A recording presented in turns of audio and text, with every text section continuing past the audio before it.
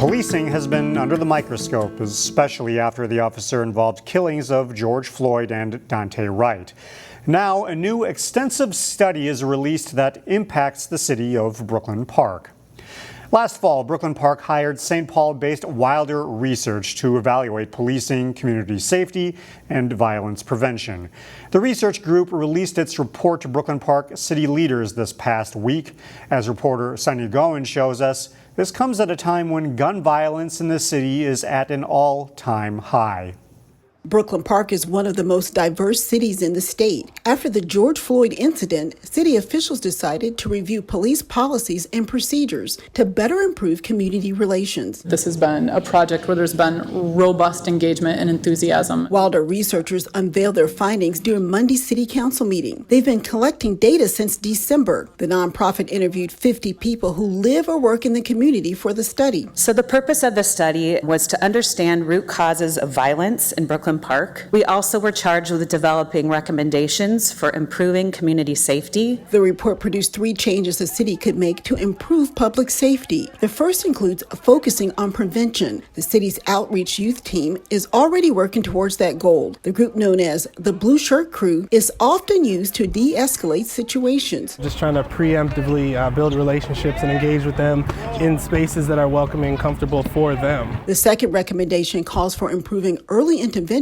and mental health programs. The third change focuses on policies to improve the police department. Wilder suggests putting limitations on warrantless searches, emphasizing more de-escalation tactics, and being more proactive in having officers identify themselves when arriving on the scene. Handing off a card, giving their name and their badge number is associated with treating people with greater respect. Most of the city council had a favorable response to the study. However, council member Terry Parks raised some concerns about the report and doesn't think the department should, quote, be micromanaged. I have a real concern of non-police telling police officers what their job is.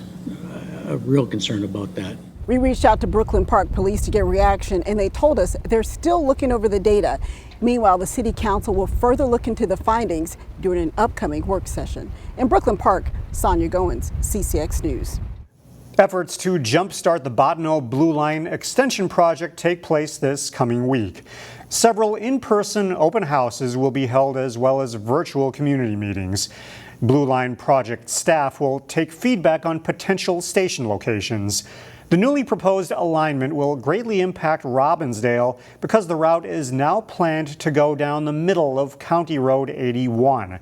That's due to a lack of agreement to share rail corridor with BNSF Railway. The first community open house will take place in Robbinsdale on Monday with time scheduled in the morning and evening at United Church of Christ. Other open houses will take place in Brooklyn Park and Crystal. We have more details on our website, ccxmedia.org. The first Twin Cities Ferrari dealership will open soon in Golden Valley. The Italian sports car maker will have a location near Highway 169 and Interstate 394. The business is owned by the automotive division of Pohlad Companies, the family that also owns the Minnesota Twins. No word yet on a grand opening date, but the dealership expects to open this month and possibly as early as this coming week.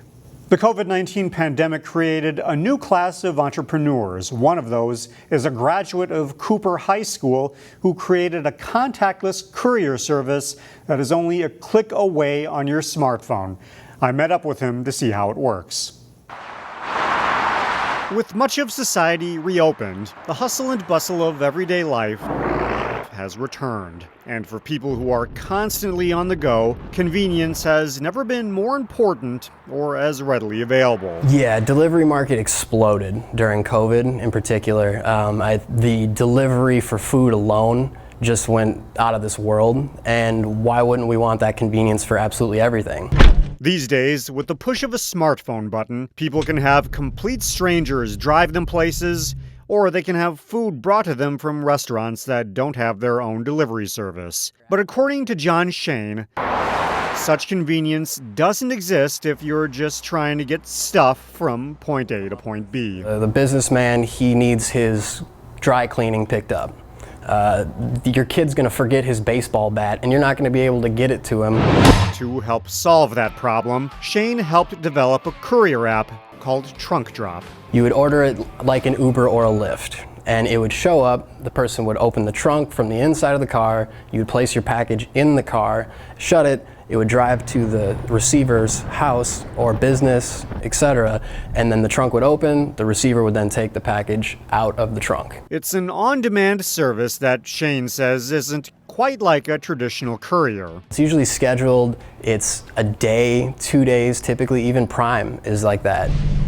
Trunkdrop drivers will get to set their own rates. At the moment, Shane and his team are in the process of recruiting drivers. They plan to make their big launch in the Twin Cities market at the beginning of August. This is a big challenge, and why not us? Why doesn't this exist already? Finally, this segment, a story that's bringing joy to kids around the world. 2 years ago, we caught up with crews who deconstructed the old playground at Becker Park in Crystal. The effort involved volunteers from the nonprofit Kids Around the World. Now, we can tell you where that playground equipment went. It's now being used by children at a park in San Jose, Ecuador. A team from Kids Around the World went there to install the playground structure.